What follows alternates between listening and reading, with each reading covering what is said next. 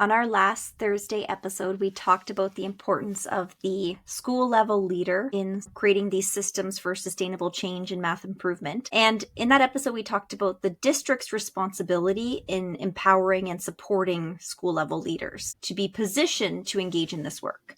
In this episode, we're going to do an audit and unpack the role of the principal or the vice principal or that school level leadership team. Well, let's dig in. So the principal role is an essential role, and I think we commented this last time because we were talking about specifically how do we support our principals, but often gets overlooked in terms of designing support for math instruction and for math improvement. We tend to focus a lot of the priorities around teachers and making sure our teachers are equipped, and it sounds like it makes sense. It sounds like we should be making sure that let's make sure our teachers have the right resources. Let's make sure they get the right tools. Let's make sure they get the right strategies. Let's make sure they have the right understanding, so that they are best equipped to teach their standards at a high level or at the level that we want them to be teaching using their existing, say, resources and curriculums. Like all this makes sense why we would dedicate everything we can because they're working with students directly around mathematics. And then if you take one step out, sometimes it's like where that next layer comes is like, where are our department chairs? Where are our math leaders? Like specifically, our math department heads and or curriculum leaders specifically at sites. Like let's download, the support there. Because sometimes that happens is at their district levels, we have, say, the district support saying, okay, let's support district wide. Okay, who do we help at school sites? We skip over the principal. Or we talk to the principal and the principal says, department chair is the person to go to because I'm not a math person. And then all of a sudden now we bypass that person. So we want to talk about like why it's so essential to not make that skip. If I am the principal, how to not avoid making that skip. And if I'm not the principal, how do we include the principal? And what are the roles of the principal, or what should be the roles of the principal? We're going to lean on some research here today. I love this. And, as we dig in, it's really what I'm hearing is there's this theme of like, we all have to be in this together, regardless, at every single level. And that's a hard thing. We were just discussing before we hit record that if we're not all in, then it is an incredibly difficult journey. Oh, let me correct myself. If we're all in, it's still hard. Right. But if we're not all in, oh my goodness, it makes it so much harder because there's so many assumptions that are being made out there as to what people are or are not doing out there. Right. So this is really key. Yvette, help us out. Let's talk about this. And we're going to use a bit of a continuum again, like we did in the last episode. Let's talk about the principal's role and let's talk about some early stages of this implementation. So talking about, potentially no implementation or just starting along this journey so that people have a clear vision of like, hey, where might we be at along this journey and what next steps can I take to sort of inch ourselves along? So I think no surprise to anyone, our kind of no implementation, or we're at this time kind of describing it as level 0, is the administrator is not involved in math improvement goals. Right, which is the scenario where we kind of introduced the issue with, is that a lot of times it just doesn't happen. Right. Where a 1 is that the administrator is aware of a math goal, but plays a passive role. Okay, what's that mean? So the way I would describe that is that a math goal has been created, maybe by someone else. Maybe it's by the department chair, or maybe it's by your math lead in your building, or your coach set the goal with the teachers. So the principal knows that it's been established, but hasn't been directly involved in the creation of that goal or the monitoring of that goal. Got it. So it's almost like the responsibility has been downloaded, or maybe the goal was set by the district. Yeah. Like and downloaded to the admin. Right. Well, how about the framework was set by the district and say like your school improvement goal for math should look like this, where look at your achievement data for standardized test results or pass rates or whatever you want to do, and then go set it based off like the percentage you want to hit for next year. Like would you say, Yvette, that is a goal where the principal is involved or not involved, or is that a passive role? Because it was in a way structured to say, here's exactly what your goal has to look like. And really where you're looking for improvement on, say, your scores, and you don't really get a say otherwise than that. And that's, you're kind of forced into saying like, we're all making that, which means like, did the district really just make that goal? Could they have just said, let me look at your scores and set the number? Yeah, so I think all of these scenarios are kind of captured in this, let's call it level 1, Okay. where it's like maybe a goal exists, Mhm. but the principal didn't really leave their fingerprints on it in any way. Sure. Right? Like it was either decided by somebody else. And I think the most important part is when it comes to the goal itself, like the actual, are we going to hit this goal by the end of the year? They're now taking a backseat to that. Sure. Like they're not involved in They the downloaded someone work else. that's going to happen in order to achieve the goal.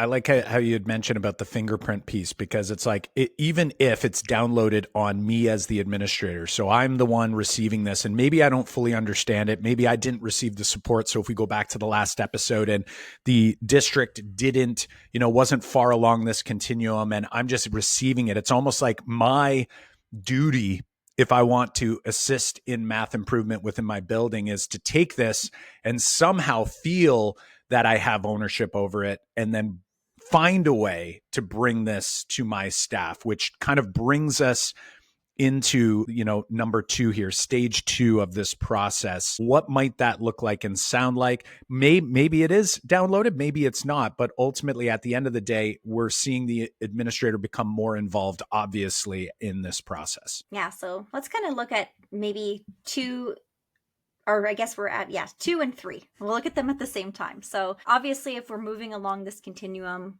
a little bit further would be the administrator was part of the team who created the goal. The administrator is showing up and participating in the PD. We talked about that as far as the district. Remember last time on our episode, Kyle, we talked about, oftentimes administrators were invited to PD, but do they attend? So if the district is giving you the opportunity to attend Math PD alongside your team and teachers, in this scenario, the admin is showing up and they are encouraging achievement of their goal. So that's kind of our level 2. If we take that a little bit further, we start to get into this idea of like actively partnering. So that's where I think that like the change starts to happen, where the administrator sees themselves not only as I set the direction, I show up to the PD, I encourage change, but now they're actively partnering to support the change. Right. So maybe let's talk about what that looks like to actively partner with the team. Yeah. And I was just going to say before we say what that specifically looks like this is getting into the land of like where, research is saying that when we have relationships like this, our schools, our students, the work, the coordination that's happening in terms of focus around math improvement, math instruction is getting into that optimal zone. The book that we've been referencing lately in our podcast series here on those Thursday episodes has been, Systems for Instructional Improvement. And when we have, say, a tight relationship between the district, the school site, the coach, this practicing classroom teacher, when we have alignment and coordination there, schools and school districts are performing better than other schools and school districts. And when we involve those key persons, because, when you have that administrator who's owning, this is where we were talking about last time, and specifically like who owns the goal or who owns the work that's happening, who's the accountable person, and who's making sure that we're moving in the right direction. When the principal paired with the math coach at the school site owns those co-ownership, this is where things move smoother. If the teacher is now co-owning with those folks, then that's even better, right? We're moving this way. And this is why we need to make sure that we're looking at this as a striving towards this end of the spectrum. Whereas most times, like we said before, it's like middle land, it's the administrator, is passing this to this person or has been passed over. But when we have this happening, and why this is important, right, is to make decisions around this. Like if I'm an administrator, I should make decisions around what are my priorities, what do I want to make the movement towards. If I'm at district levels, am I making this a priority in our system? And if I'm a coach, how do I coach up to build these relationships and bring these people in? Because that's going to be the main question that we we should answer here today, is that I'm a coach, I'm a coordinator, I'm specifically math, but how do I get more principals to come on board and take ownership so that we can evaluate them at, say, this level 3 on the spectrum? But let's paint the picture first. I feel like when I think about this level 3 where the administrator is actively partnering, that means they are getting into classrooms and they're observing. They're, doing walkthroughs, they're participating in lessons, they're going to their bright spot teachers in their school, and they're saying, we're trying to implement this particular strategy or strengthen this content. Can I come in to observe a lesson? I want to notice and name what you're doing. They're showing up to PLCs and they're doing the work, they're doing the math, they're sitting with their teachers. And particularly in elementary, I can see this being maybe more accessible than if I'm a secondary or high school principal and I'm trying to, jump into a math PLC. We often talk to about how the administrator doesn't need to be a content expert. They just need to be a learner. They need to support collaboration. They need to empower and inspire and elevate the great work that's happening in their building. In order to do that, to even know who your bright spots are or who your expert teachers are that you can tap on, you have to be in their classrooms. I think I'm so happy you had mentioned it, because I think one of the biggest fears that leadership at all levels has is needing to be like the head of the group. And that's actually not the case here at all. That's not what we're talking about, ownership and accountability. It's about helping the team see that there is a goal and we're going to work towards it collaboratively. And, if I come in and I actually sort of feel or I'm acting as though I have these answers, that's where I think we actually get knocked down the continuum a little bit, because now it's sort of like imposing, right? We start to come in with the idea of what the goal is versus us emerging that goal as a team, right? There's so much work to do in mathematics. I might think we should do this thing, and the entire staff might have a different opinion of that. And that might be a better place for us to start. So again, it's about helping to lead that team and not necessarily come with the answers, but rather with sort of the opportunity for them to feel confident and feel like they're owning the goal with the actual administrator. And I think you're making it very clear here that if I'm not around, is kind of the word I'm going to use. Like if I'm as an administrator, I'm not around when math is happening. So we don't need you to go through with formal checklists every day and this and that. And the next thing, it's like, you got to just know, like you have to have of what's happening around the school and in the classroom, so that we have a general sense of where are we now and what are the low hanging fruits that maybe we might all be able to work towards together as a team. Yeah, some of the best experiences I had as a practicing classroom teacher is in those PLCs, specifically when we were doing lesson study. And there was a specific time where in the beginning, we were doing lesson study where our administrator was actively involved in planning lessons, actively involved in observing those lessons and taking ownership of what we were crafting in there, and specifically moving towards different, instructional practices that we were focused on. Like, those were impactful things and built community, built culture, trust. Exactly. All of a sudden, like it was easier to like, say hi on the hallway to a person. Like the team just became more cohesive because of that work. And then there was a time later, like a few years later, where we still did lesson study, but the principal didn't show up anymore. And it was a noticeably different experience that was happening in that room. Not to say that we weren't committed to what the work was happening, but it was definitely like, we're moving this way, but then the principal didn't have like the accountability component of what we were trying to do. And they were, missing that. And all of a sudden they lost track of what was happening specifically improvement wise in the school to help us have the right pressure, but also the right support to keep moving forward in the right places, right? Like that's the important component here, is that you've got this person who's kind of like, I'm a little bit of an accountability partner. I'm a learning partner too, but I'm a little bit of an accountability partner that kind of is going to help us steer towards some of the goals that we're working towards. That leads us to our full implementation. Now, this descriptor is a little wordy. It's long. I know. I feel like I need to make it more concise. So I'm going to read it in, I'm going to chunk it for our listeners here and work on, being more concise with our language here. So imagine if you have, a really effective school level leader engaged in math improvement. The administrator leads a school-wide focus on math. They actively partner with the coach and the staff to observe instruction and participate in learning. They ensure alignment with school goals, hold the team accountable, and they can speak confidently about the progress and share wins with the school community and other district leaders. I like it. I think you painted a clear picture there. And I think, when we think about our own administrators, or we think about the administrators we're working with, do we, can we say that? Can we look, can we Can we identify key people that are exhibiting those behaviors? Now, they might be doing that in other content areas, maybe not math, and maybe that's just a shift that has to happen if we want to make math a priority in our school. Is transitioning the already good behaviors and the already good practices you're already doing specifically in terms of leadership over to math. But I think that's a clear picture. I'm wondering, I'm going to throw this at Kyle. Ooh, I'm putting you on the spot. Is how do we help a leader who's so busy to make that priority, right? Because that is the crux here. And we can paint the pathway, because the people listening are likely not administrators. They're math coaches, coordinators, maybe school leaders who are department chairs, or just like they're just classroom leaders who are looking to strengthen what they're doing. And they know their principals somewhere on the spectrum. Like, how do I like, is it my place to do that? Is it someone else's job? Like, am I helpless in this situation, knowing that an administrator is an administrator and I'm not an administrator?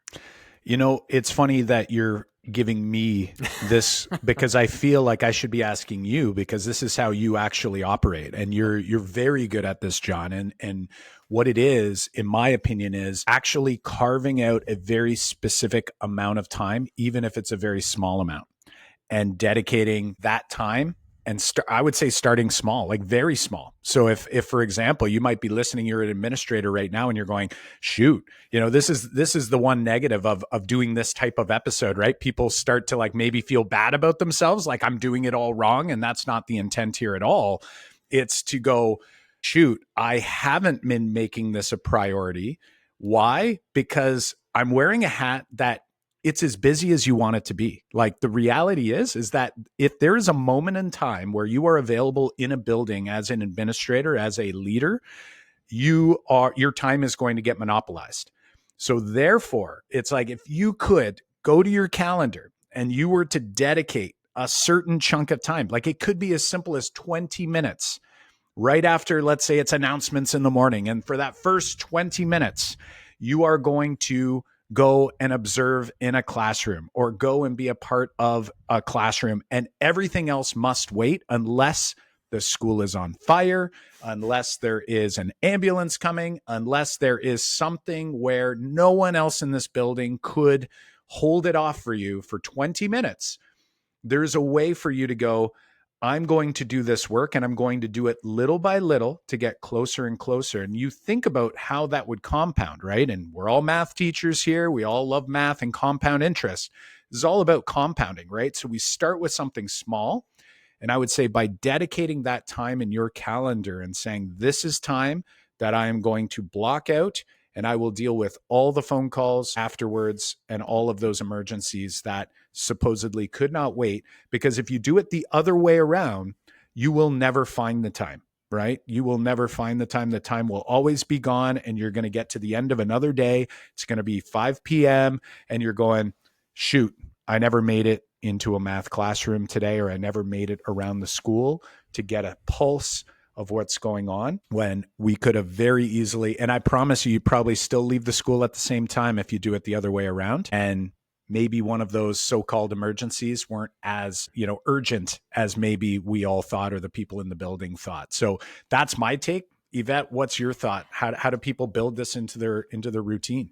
Well, I think you did a really great job at painting the picture for administrators who are looking to prioritize this work. I think we need to do an entire episode on having difficult coaching conversations with people who are in positions of authority.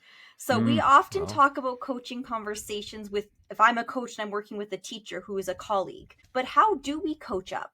So let's schedule that for our next leader meeting. We're going to have an entire call. Everyone's been listening and waiting for this. Yes. We're going to do a coaching up conversation, because I think that is different, right? There's different ways 100%. if I'm the coach and I know that the principal has not taken an active role, and I want to support that change, what does that coaching conversation sound like? What are the moves we can make as the coach to support the leader in taking shared ownership of this work? So next Thursday.